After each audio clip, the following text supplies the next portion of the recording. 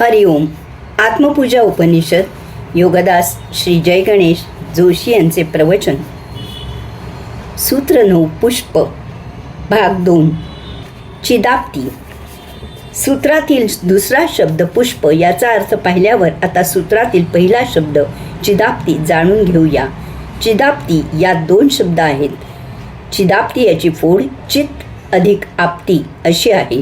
चित याचा अर्थ आहे चिर, सदा असणारा, शाश्वत, नित्य, सत्य, सत. विश्वात एकमेव सत आहे आणि तो म्हणजे परमात्मा. आप्ती हे आप्त याचे लढीवाळ रूप आहे. जसे गीत याचे लढीवाळ रूप गीता असे केले आहे. काहींनी ते गीताई असेही केले आहे.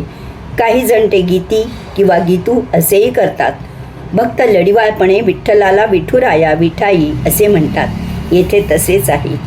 आप्त स्वकीय असा शब्द आपण वापरतो. त्यातील आप्त शब्द अपत्य या अर्थीच आहे. अपत्य म्हणजे आपल्या रक्तामांसापासून सृजन झालेला आपला वंशज, आपले मूल, आपले लेकरू, आपला पुत्र, आपली पुत्री. त्याचे लढीवाळ रूप म्हणजे येथे वापरलेला आप्ती हा शब्द. अशा प्रकारे सत अधिक आप्ती म्हणजे परमात्म्याची आप्ती, परमात्म्याचे लेकरू, त्याची आप्ती. जसे फूल झाडाचे अपत्य आहे, झाडाचा विस्तार आहे, तसेच आपण परमात्म्याचे अंश आहोत. आपण त्याचाच वंश आहोत. आपण त्याचे वंशज आहोत. आपण परमात्म्याचा विस्तार आहोत. आपण त्याचे लेकरू आहोत. आपण त्याचे अपत्य आहोत. रूपक. येथे ऋषींनी फुलाचा रूपक म्हणून फार छान मोठा मिठास उपयोग केला आहे. त्या योगे त्यांनी मानवाला फार मोलाचा असा उपदेश केला आहे. मानवाचेही जीवन फुलासारखेच आहे.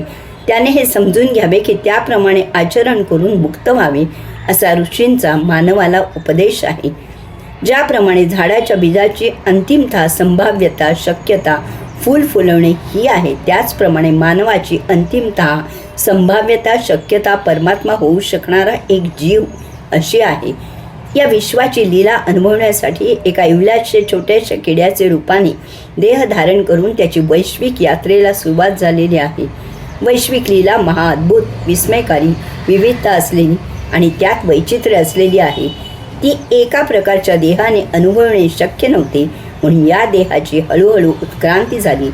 त्यात 84 लक्ष प्रकारचे देह धारण केले गेले. तेव्हा कुठे ही वैश्विक लीला अनुभवता आली. यात मानवी देह हा शेवटचा देह आहे, कारण आता यानंतर देहाची आणखी उत्क्रांती नाही. देहाचा हाच अंतिम आराखडा आहे. यास्तव आता मानवी देही या वैश्विक यात्रेची सांगता करायची आहे. हाच शेवटचा देह असल्यामुळे फक्त मानवी देहीच हे शक्य आहे. ही सांगता अर्थातच जेथून येणे झाले होते तेथेच परत जाऊन करायची आहे. आपण विश्वाच्या केंद्रस्थानाहून, योगधामाहून यात्रेला आरंभ केला होता. तेथून आपण विश्वाच्या परिघावर आलो. तेथे काही काळ सृष्टी लीला अनुभवली. ती अनुभवताना आपण संचिताने लपेटले गेलो.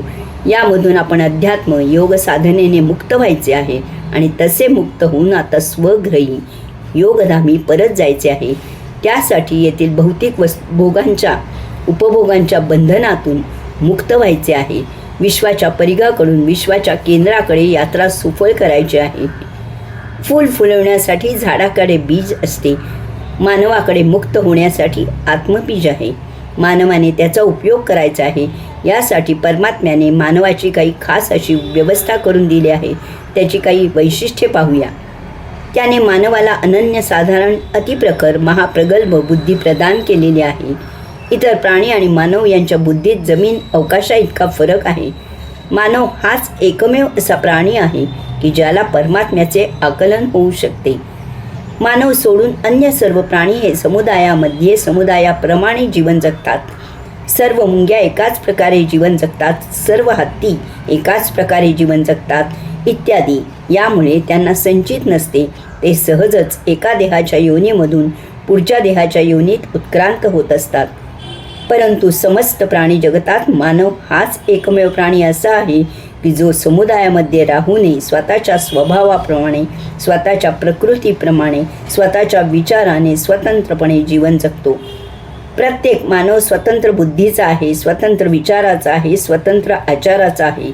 यामुळे प्रत्येक मानवाला स्वतंत्र उपभोग आहेत. ते एका जन्मात कधीही तृप्त होत नाहीत. त्याचे संचित होऊन मानवाचा पुढील जन्म होतो. मानवाची उत्क्रांती होत नाही, कारण मानवी देह हा शेवटचा देह आहे. येथे एकतर त्याचा गतसंचित संपवण्यासाठी यमधर्माला अनुसरून पुनर्जन्म होतो, किंवा तो जीवनमुक्त सायुज्यमुक्त मुक्त होतो. मुक्त झाल्यावर तो स्वतःच्या मर्जीने त्याला पाहिजे त्या ग्रहावर देह धारण करतो, स्वतःच्या मर्जीने तेथे वास्तव्य करतो. मुक्तपणे स्वच्छंदपणे सर्वाला साक्षी राहून विश्वलीला अनुभवितो आणि स्वतःच्या मर्जीने तेथून प्रस्थान करतो. तो मुक्त असल्यामुळे हे असे तो त्याच्या मर्जीने करत असतो.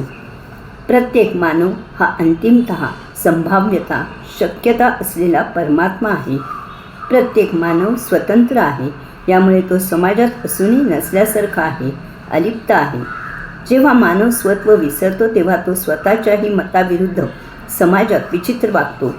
कलियुगात अध्यात्माचा ऱ्हास झालेला असल्यामुळे बहुतेक मानव हे असेच आहेत. प्रत्येक मानव स्वतंत्र असल्यामुळे तो स्वतंत्रपणे मुक्त होतो. याची नोंद घेऊन प्रत्येकाने अध्यात्म साधना सुरू करावी, उपासना करावी, मुक्त व्हावे आणि स्वच्छंद जीवन जगावे.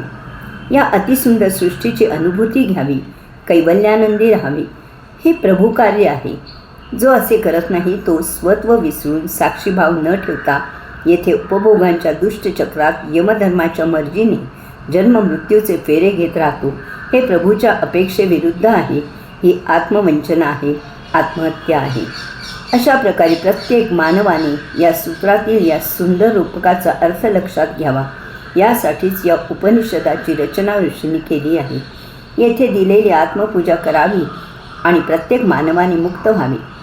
परंतु दुर्दैवाने मानव भौतिक वस्तू जगताच्या भोगापवर्गतेच्या कच्छपी लागतो आणि संचितात अडकून येथेच जन्ममरणाचे फेरे घेत राहतो.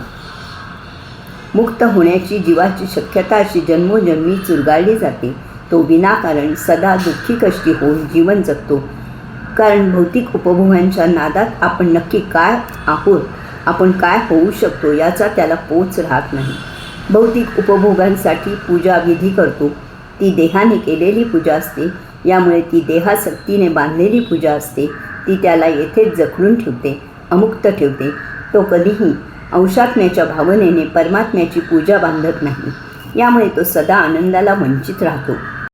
हरिओम.